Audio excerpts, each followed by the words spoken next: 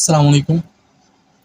আজকে আলোচনা করব কোড ফোর্সেস রং 944 এর ডিপ 4 এর প্রবলেম বি নাম্বারটা, যেটা হচ্ছে যে ডিফারেন্ট স্ট্রিং। ঠিক আছে, আমাকে বলছে ইউ আর গিভেন স্ট্রিং, একটা স্ট্রিং দেওয়া থাকবে লোয়ার লেটার, এবং বলছে rearrange the characters of S from a new string আর that are not equal to S. ঠিক আছে, তোমাকে একটা স্ট্রিং দেওয়া থাকবে, যেটা হচ্ছে তুমি রিয়ারেঞ্জ করবা, যেন রিয়ারেঞ্জ করলে যেন আগেরটার সাথে যেন ম্যাচ না করে। সেই যদি ম্যাচ না করে তাহলে তুমি ইয়েস পিন করবে, আদার্স নো পিন করবে। ঠিক আছে, যদি ইয়েস হয় মানে এটার সাথে যদি ইয়েস পিন তুমি আমার একটা স্ট্রিং পিন করতে হবে যেন এটার সাথে এটা ম্যাচ না করে। ঠিক আছে, আচ্ছা ধরো তোমাকে যদি বললাম, ধরো জিরো জিরো সরি ধরো এ এ এ এ এটা কি তুমি রিয়ারেঞ্জ করে এটার সাথে এটাই ইকুয়াল ছাড়া কি বানাতে পারবা?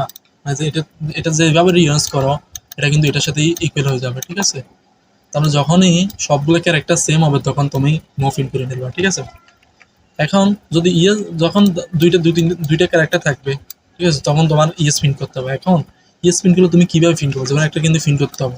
সাপোজ তুমি মনে করলা প্রথমটা এখানে রাখলা, দ্বিতীয়টা এখানে রাখলা। ঠিক আছে, তাহলে তো হচ্ছে না। দেখো, তুমি এখানে বি দিলে এখানে এক্ষেত্রে হচ্ছে। যদি তোমাকে এভাবে দিত এ এ বি, তাহলে তুমি এটাকে এদিকে রাখলা, এটাকে এদিকে রাখলা, তাহলে তো হলো না, এ এ বি হলো। ঠিক আছে, তাহলে তোমার এটা কাজ করবে না। ঠিক আছে, এখন তুমি বলতে পারো আমি যদি সবগুলোকে শর্ট করে ফেলি, ধরো তোমাকে যদি একটা দেয়, ধরো সি ও বি।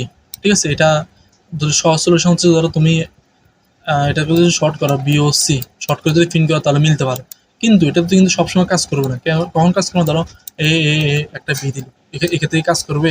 এটাকে শর্ট করার ফলে এটা এভাবে থাকলে তাহলে এ এ বি করে ফেললাম। ঠিক আছে, তাহলে কি করতে পারি আমি? আমি যদি এ এ বি সি এটাকে শর্ট করার পরে এটা এখানে যদি সাপোজ এটা ধরো এটা শর্ট আছে, ধরো মূল স্ট্রিং হচ্ছে বি সি এ এ।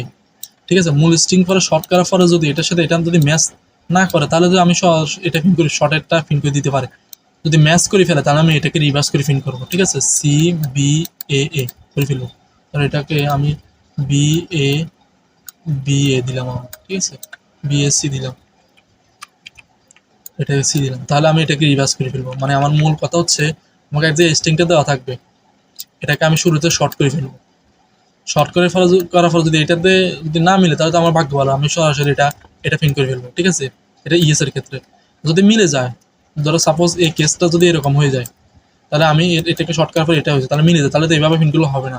তাহলে আমি কি করতে হবে? আমি যে শর্টেরটা যেটা আছে এটাকে রিভার্স করে ফেলবো। ঠিক আছে, রিভার্স করে ফেলবো, তাহলে বি এ এটা কিন্তু এটার সাথে মিলবে না। ঠিক আছে, যদি আমি করে যাই সেটা